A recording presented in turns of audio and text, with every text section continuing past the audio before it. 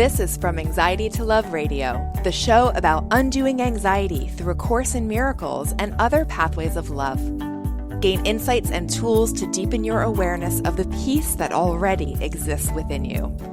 I'm your host, Corinne Zupko, author of the award-winning and best-selling book, From Anxiety to Love.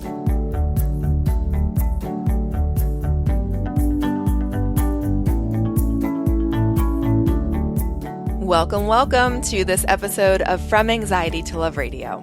Today, we are going to talk about sleep. I get asked about sleep and anxiety so often that I felt totally inspired to do a podcast about it. First of all, I'm not a sleep specialist or a doctor, and this episode is not medical advice. I am simply going to share my own issues with insomnia and the teachings of A Course in Miracles that helped me to the point where I now sleep like a baby again. Thank goodness. If you are struggling with sleep, consider seeing your doctor. I will talk about why I had to see one. It's really important that we remember that A Course in Miracles is not against seeing a doctor or taking medicine because we must be where we are.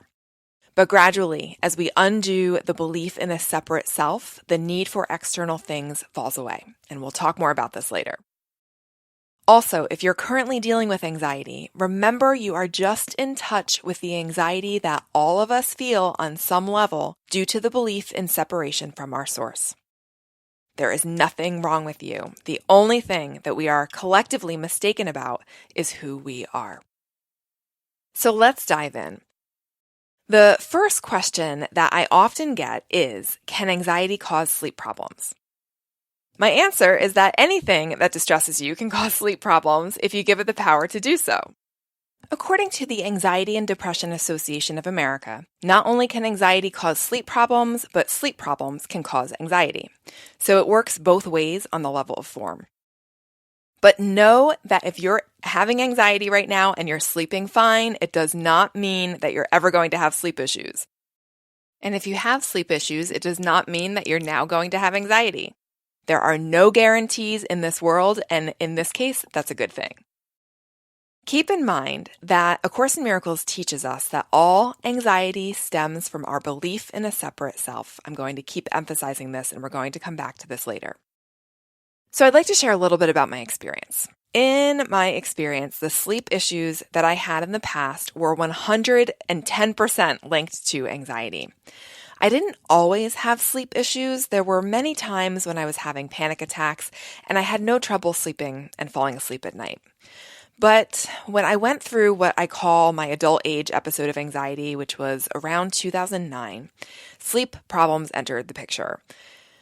This time period was a really big turning point for me because this anxiety episode actually catapulted my studies with A Course in Miracles even deeper than they had been before. So I would say that ultimately this anxiety episode was responsible for my healing from anxiety. But before that happened, I had sleep issues and I had them big time. So I want to dive into that a bit now. During this 2009 anxiety episode, which persisted for months, I started having horrible insomnia, and I mean like horrible in all caps. I could not sleep at all. I did not sleep for more than maybe 2 or 3 hours per night for a solid year, and I'm not exaggerating in the slightest bit when I say that. It's actually just thinking about it, like I still kind of get the heebie-jeebies. It's still making me uncomfortable to think about because it was not fun at all. The best way, thinking back, the best way I can describe it is that it felt like I had a light bulb on in my head that I just could not turn off. It was on constantly. I thought up until that point, and I know people sometimes think that when you have insomnia and you don't sleep well one night, then you'll be really tired and you'll just sleep better the following night because you're already, more sleep deprived. It doesn't work that way, and at least it didn't for me. I didn't sleep well one night and I was exhausted, and then I did not sleep well the next night or the next one, and like I said already, I was stuck in this cycle for an entire solid year. Now let's do a mindful pause. Please watch the voice of fear in your own mind. If you're sleeping fine, that fear voice might start saying, "Oh no, am I going to have sleep issues for a year?" The answer is no. If you are currently sleeping well, you can keep sleeping well. So I want you to catch any fear thoughts right now and offer them to Spirit, who I call your inner therapist.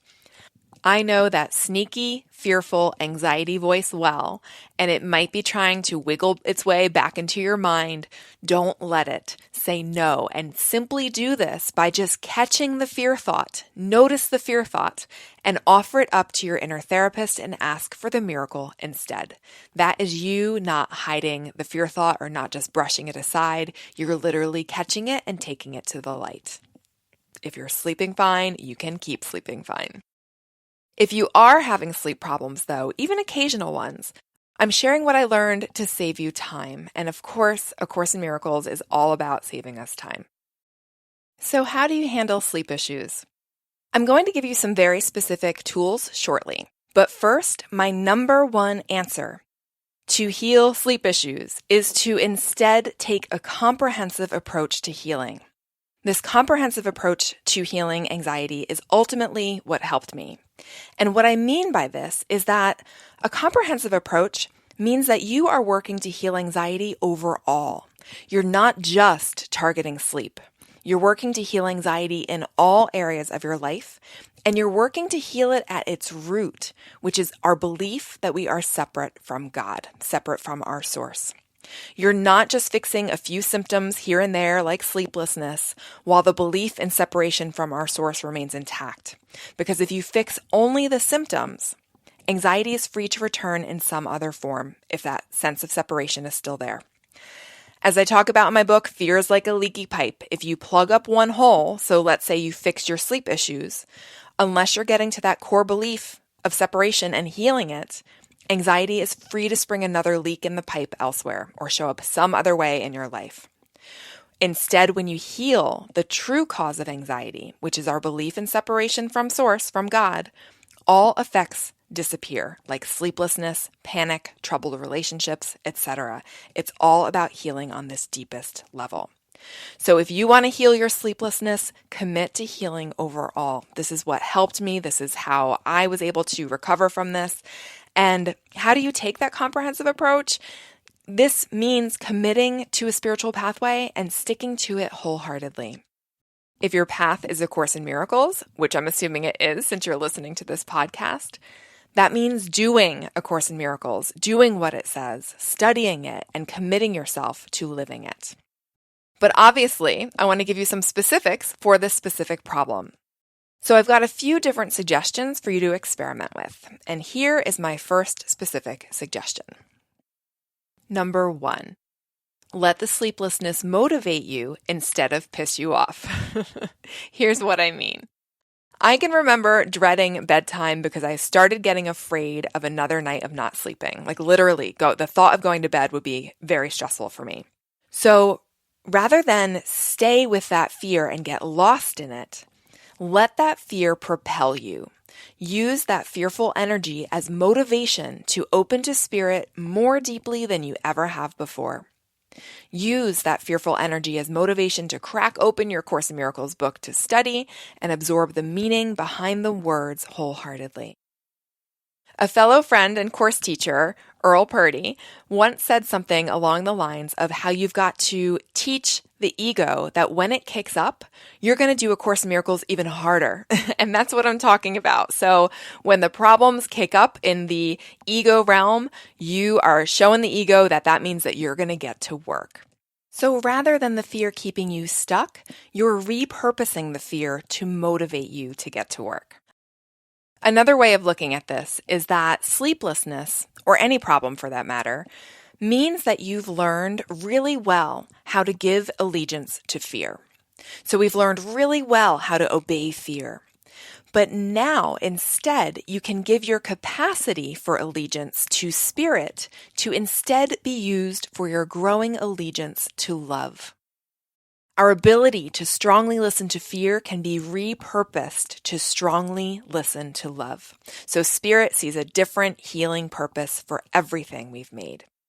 So you can literally say, here's a suggestion for something that you might say, Spirit, inner therapist, Holy Spirit, I know I am capable of listening and following because I do this with fear.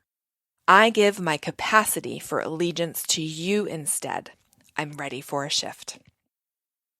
So let's move on now to number 2, my second specific suggestion.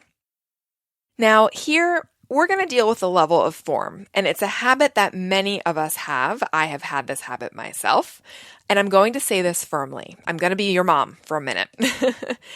Get off the computer and your phone an hour before bed. The blue light in your backlit device has been shown on the level of form to interfere with your sleep. I've actually felt the light from the computer affect my sleep many times. I get that light bulb on in my head feeling, and it takes me longer to fall asleep. And when I finally do fall asleep, I don't sleep as deeply as I usually do. I just don't wake up feeling as rested. Now, one workaround is to wear those blue light blocking glasses when you're on the computer at night. They do work, and I do try to wear them as much as possible all the time. I can share a link to the brand that I use on the show notes for this episode. It's from anxietytolove.com/15. That's 15. But there's lots of different brands on the market that you can use with those blue light blocking glasses. But please consider committing to a lifestyle change.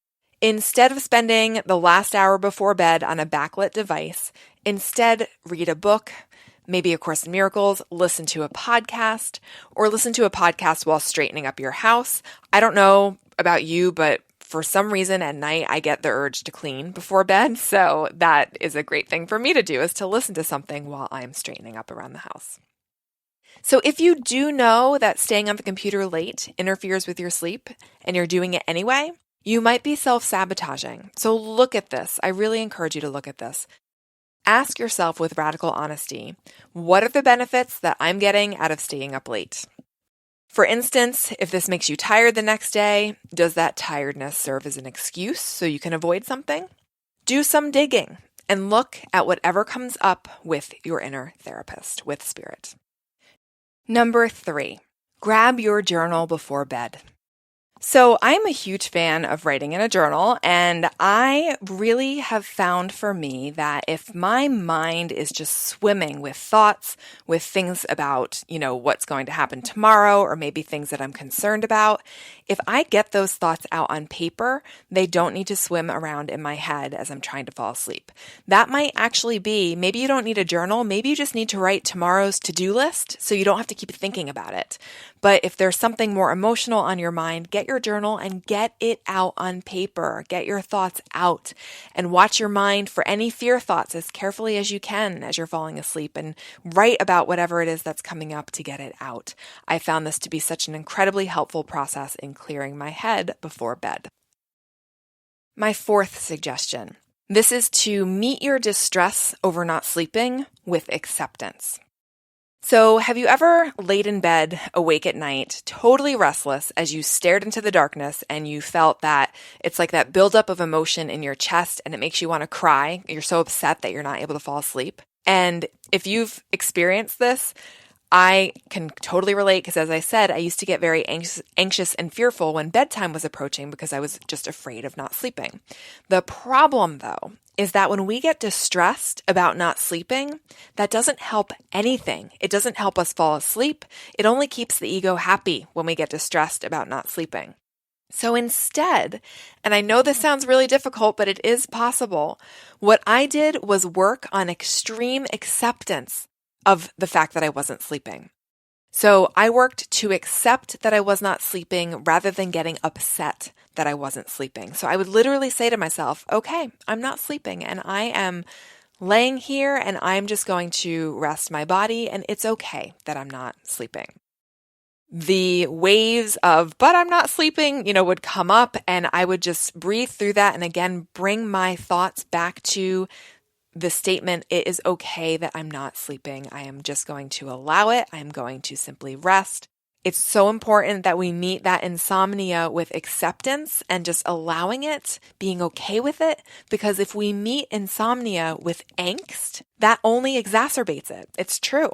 So meeting insomnia with gentle acceptance is going to help you through it. I know that's easier said than done, but it's possible because this is exactly how I worked with it. On to my 5th suggestion.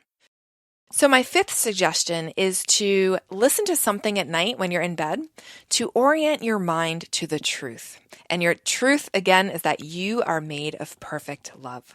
And this can look a number of different ways. So it might look like that you choose to listen to some spiritual soothing music when you have a racing mind, or maybe you listen to A Course in Miracles on audio. I'm a huge fan of that.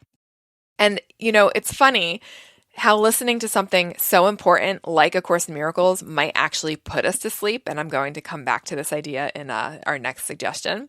I actually made a playlist for you on Spotify. This playlist, the first few songs of this playlist were actual songs that I used to fall asleep in the very beginning when I started having panic attacks. I found these songs so soothing, and they still are very soothing to me. And again, you can find the link to this playlist in the show notes page for this episode, which is FromAnxietyToLove.com/15. That's 15. So let's move on to my number 6 point. And this is actually a suggestion from my mom. So my mom suggests trying to memorize a meaningful passage from A Course in Miracles when you get into bed. And I think this is so funny because this puts the ego in a bind. Either it has to memorize A Course in Miracles passage or prayer that is ultimately leading to its undoing, or you're going to fall asleep because your resistance kicks up and you're going to get groggy. So it's like a win-win situation. I actually have some suggested prayers from A Course in Miracles on the show notes page. And if you experiment with this step, really try to focus on each word and allow the understanding to come. So you're really trying to feel the meaning of these words as you work to memorize A Course in Miracles prayer. If you drift, if you forget, if you catch your mind wandering, just simply start over without judgment. You will be surprised how quickly your mind wants to go elsewhere. Again, it may want to drift into that monkey mind, or it might just tune out and get groggy, and this is simply our resistance. So work as hard as you can on memorizing. Either you will memorize a beautiful prayer or passage from A Course in Miracles, or you will fall asleep. So check out the show notes for some of my suggestions. Suggestion number 7 would be to experiment with my From Anxiety to Love meditations. As you might know, in my book, I have a number of meditations in the book, and all of those meditations have been recorded to beautiful music and professionally mastered. The whole album is on Spotify, or you can download 3 tracks of the whole album for free from FromAnxietyToLove.com/meditations. Again, I'll have that link on the show notes page. Let's move on to suggestion number 8, which is about external remedies, meaning supplements or medications. And my suggestion here is really to just keep an open mind. So I know a lot of people who feel that it just is not spiritual to take a pill. And I'd like to blow this belief out of the water. Yes, it's true that healing only happens at the level of the mind. Yes, it is true that you are not a body. Yes, it is true that you are whole and healed already. But we must be where we are. If you're saying right now, I know I'm not a body, I want you to observe your reaction next time you stub your toe. Our belief in being a body is quite persistent, and we have to be where we are at. If you are struggling or feeling stuck, it can be an act of kindness to yourself to help yourself out with some kind of external remedy in conjunction with a doctor. Now, I have a course quote for you. This quote opens by stating that medicine is a form of magic. In other words, it's not healing at the level of the mind, which is true. But it does go on to say in this quote, it says, quote, "It does not follow, however, that the use of such agents for corrective purposes is evil. Sometimes the illness has a sufficiently strong hold over the mind to render a person temporarily inaccessible to the atonement. In this case, it may be wise to utilize a compromise approach to mind and body, in which something from the outside is temporarily given healing belief." The Course then goes on in this quote to say that if we aren't ready for true healing, if we experience the full power of healing, it could precipitate us into panic if we are not ready for it.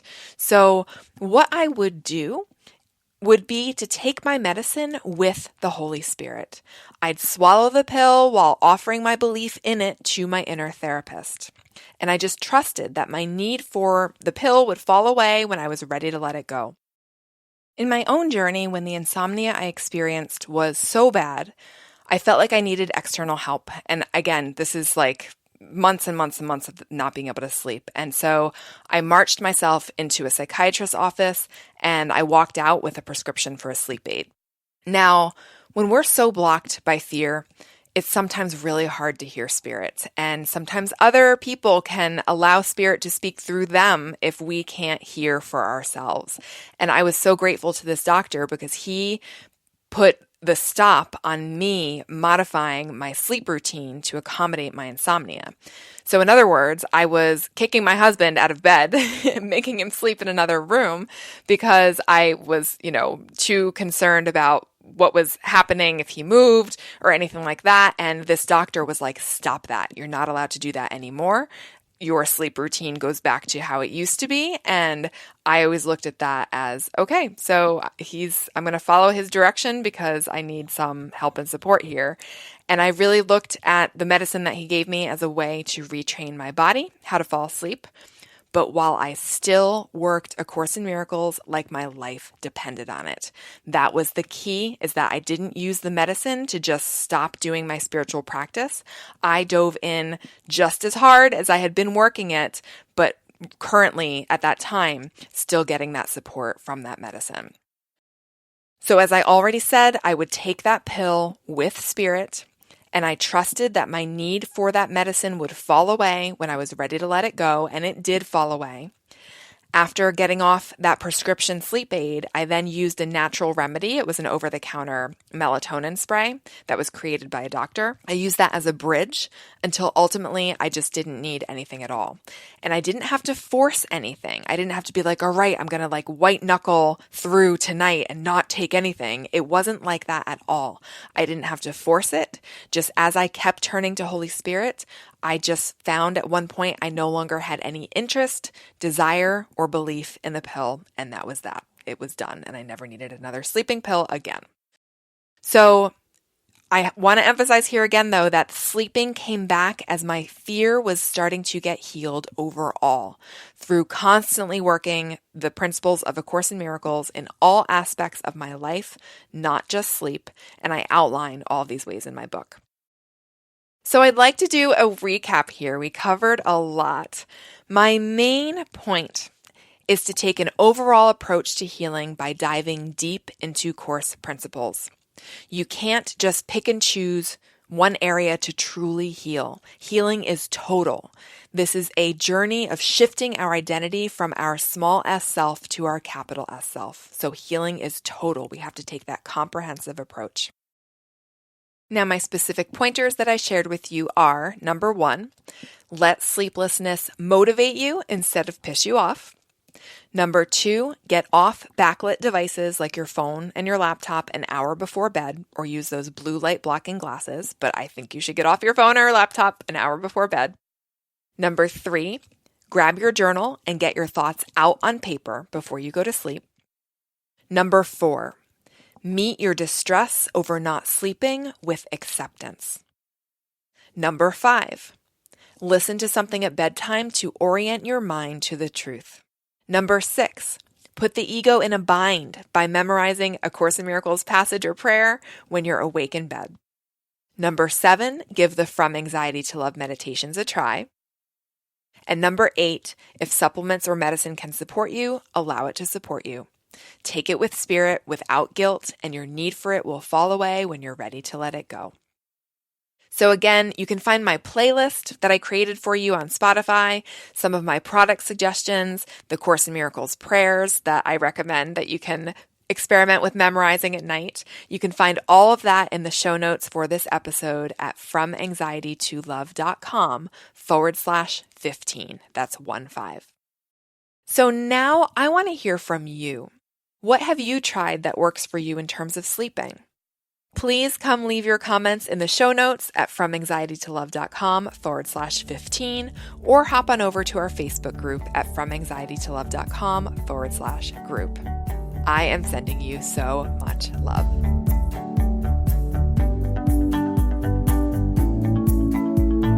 If you benefited from this episode of From Anxiety to Love Radio, someone else you know can benefit too.